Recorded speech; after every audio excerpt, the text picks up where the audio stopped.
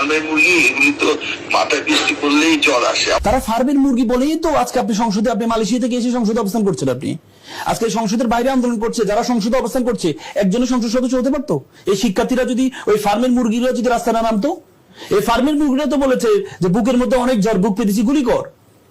এই ফার্মের মুরগি, আপনি যে ফার্মের মুরগি অ্যাড্রেস করেন, আপনি আজকে তো আপনি সংসদে বসে আছে, আপনি তো মালয়েশিয়া ছিলেন, আপনি আসতে পারেন নাই।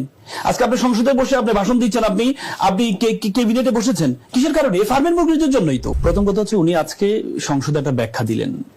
এখন যে ব্যাখ্যাটা দিয়েছেন, এই ব্যাখ্যাটা আমরা ধরেন উনি ডিফেন্স নিচ্ছে, উনি ব্যাখ্যা দিলেন, কিন্তু যে ঘটনাটা ঘটেছে, যে প্রায় 20,000 পরীক্ষা দিতে পারে নাই, তারপর যারা পরীক্ষা দিয়েছে, আপনি দেখেছেন সোশ্যাল মিডিয়া, দেখেছেন একটা মেয়ে আত্মহত্যা করেছে পরীক্ষা খারাপ হওয়ার কারণে, তার একটা জীবন চলে গিয়েছে।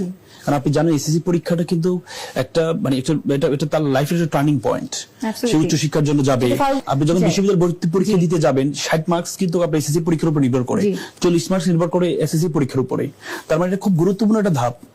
এই ধাপে একটা শিক্ষার্থীকে পরীক্ষা, মানে সুন্দরভাবে পরীক্ষা দেওয়ার জন্য এটার পরিবেশটা, এনভায়রনমেন্টটা কি করবে?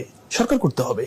আচ্ছা যাক, আপনি ভুলবশত হয়েছে, হওয়ার পরে আপনি তো অ্যাপোলজি চাইলেন না, আপনি তো জাতির কাছে, আপনি শিক্ষার্থীর কাছে অ্যাপোলজি চাইলেন না। এই অ্যাপোলজি চাওয়াটাকে, এবং কি উনি বরং এটা করেছে যে এটা ফার্মের মুরগি। আপনি যখন এটা করলেন, আপনি তো আগুনে, তারা এমনিও ক্ষোভ, তার মধ্যে আপনি এই দিলেন, তেল দিয়ে দিলেন। তারা ফার্মের মুরগি বলেই তো আজকে আপনি সংসদে, আপনি মালয়েশিয়া থেকে এসে সংসদে অবস্থান করছেন। আপনি আজকে সংসদের বাইরে আন্দোলন করছে, যারা সংসদে অবস্থান করছে একজনের সংসদ সদস্য হতে পারতো। এই শিক্ষার্থীরা যদি, ওই ফার্মের মুরগিরা যদি রাস্তায় না নামতো। এই ফার্মের মুরগিরা তো বলেছে যে বুকের মধ্যে অনেক জ্বর, বুক পেতেছি, গুলি কর। এই ফার্মের মুরগি, আপনি যে ফার্মের মুরগি অ্যাড্রেস করেন, আপনি আজকে তো আপনি সংসদে বসে আছে, আপনি তো মালয়েশিয়া ছিলেন, আপনি আসতে পারেন নাই। আজকে আপনি সংসদে বসে আপনি ভাষণ দিচ্ছেন, আপনি ক্যাবিনেটে বসেছেন, কিসের কারণে? এই ফার্মের মুরগিদের জন্যই তো। আজকে আমাদের প্রধানমন্ত্রী আজকে এখানে বসে আছে, কিসের জন্য? ফার্মের মুরগিদের জন্য। আজকে আমাদের স্বরাষ্ট্রমন্ত্রী, উনি তো শিলং থাকতো না এতদিন পর্যন্ত, কেন হয়েছে? এই ফার্মের মুরগিদের জন্য। তো তাহলে আপনি কথা হচ্ছে, আপনি ভুল হতেই পারে, মানুষ ভুলে উঠতে নয়, কিন্তু আপনি তো অ্যাপোলজি চাওয়ার দরকার ছিল, কিন্তু অ্যাপোলজি তো আপনি চান নাই। আপনি আজকে সব মেনে নিবেন কেন? আন্দোলনের পরে কেন? শেখ হাসিনা তো আন্দোলনের পরে অনেক কিছু মেনে নিয়েছিল, কিন্তু ব্যাপারটা হচ্ছে, আপনি শিক্ষার্থীদেরকে খেপালেন কেন?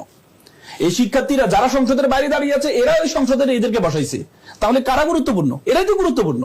এখন কথা হচ্ছে, তাদের 3টা দাবি, যে দাবিগুলো তারা দিয়েছে, অযৌক্তিক দাবিগুলো কোথায়?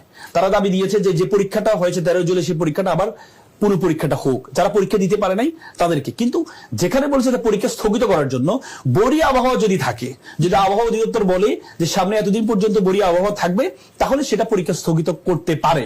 কিন্তু যদি বরিয়া আবহাওয়া না থাকে, যদি পরিবেশটা স্বাভাবিক থাকে, তাহলে পরীক্ষাটা চলমান রাখা উচিত, কারণ তাদের হয়তো একটা প্ল্যান থাকতে পারে। কিন্তু ব্যাপারটা হচ্ছে, আর সাথে সাথে যে শিক্ষামন্ত্রীর পদত্যাগ, আমি মনে করি এখানে আমি একটু করছি যে সব অল্পতেই একটা মন্ত্রীর পদত্যাগ, এটাকে আমি পার্সোনালি আমি সাপোর্ট করি না। কিন্তু শিক্ষামন্ত্রী যে কাজগুলো করেছে, শিক্ষামন্ত্রী এখনো পর্যন্ত, আমাদের বর্তমান শিক্ষামন্ত্রী, উনি তো গত 17-18 বছর দেশের বাইরে ছিলেন, আমাদের এই জেনজিদের পালসটা উনি বুঝেন না। উনি প্রথমে শিক্ষামন্ত্রী হয়ে নকল করা যাবে না, এটা 2001-2 সালে এটা রিলিভেন্ট ছিল, কিন্তু বর্তমানে কেউ নকল করে না। আপনি যখন নকল করা যাবে না বলেন, আপনি জেনজিদের অপমান করছেন যে তোমরা নকল করো। আপনি যে এই যে জেনজিরা শিক্ষামন্ত্রীর ভিতরে খেপছে কেন? একমাত্র খেপার কারণ হচ্ছে আপনি জেনজিকে অবমূল্যায়ন করেছেন। আপনি বলেছেন নকল করা যাবে না, তার মানে তোমরা নকল করো। কারণ এটা তো 2001-2 সালের রিলিভেন্ট ছিল, এখন তো এটা রিলিভেন্ট না। তাহলে শিক্ষামন্ত্রীর প্রতি এমনি কিন্তু ছাত্রদের কিন্তু খেপা আগ থেকে, কারণ উনি শিক্ষামন্ত্রী, এদের পালস বুঝে নাই। আবার কি করলেন? এই যে এতগুলো শিক্ষার্থী, একটা শিক্ষার্থী মারা গেল, 20,000 শিক্ষার্থী পরীক্ষা দিতে পারলো না।